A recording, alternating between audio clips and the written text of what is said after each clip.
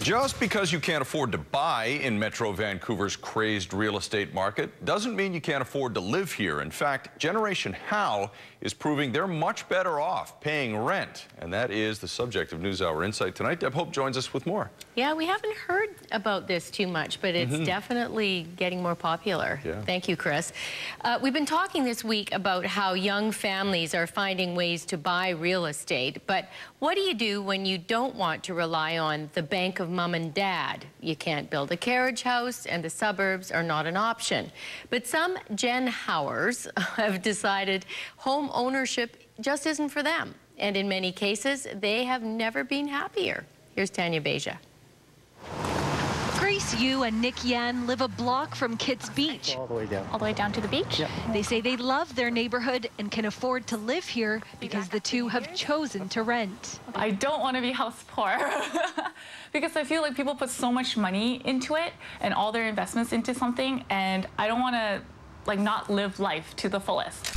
And that's what they've been doing. From San Francisco to Savannah, Paris, and the Great Wall, the couple have traveled the world with the money they would have spent on a mortgage. Cutting out property taxes, renos, and strata fees means Grace and Nick also have extra cash for their own catering business.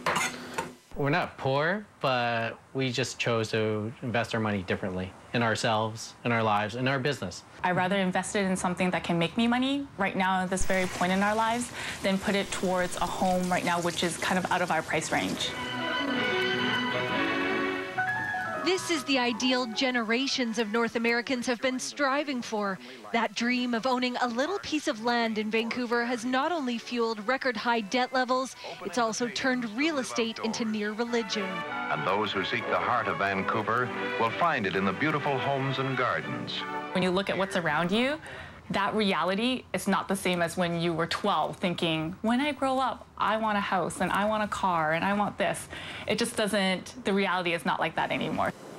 The reality experts say is that the price difference between rent and home ownership in Vancouver is the highest in the country.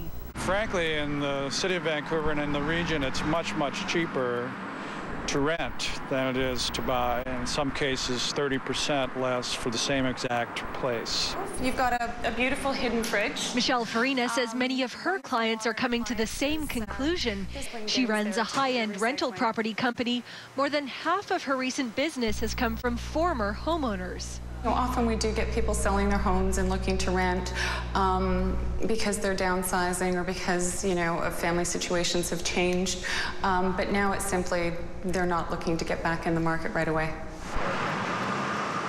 People leaving the market have done very well. Vancouver home prices have more than doubled over the past decade. That's a new target. This investment advisor recommends renting for now and says the hot market can't last forever. Right now, many people are only focusing on the upside because that's all we remember. But, historically, prices go up and prices go down.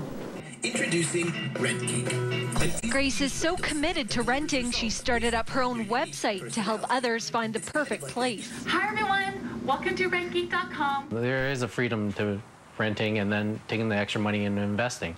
I don't even think of it as being bad that I don't own anything, because I own so many other things. Like I own my own business, I own my car. You own certain things. Just because I don't own a house doesn't mean I didn't reach a goal, I guess, in my life.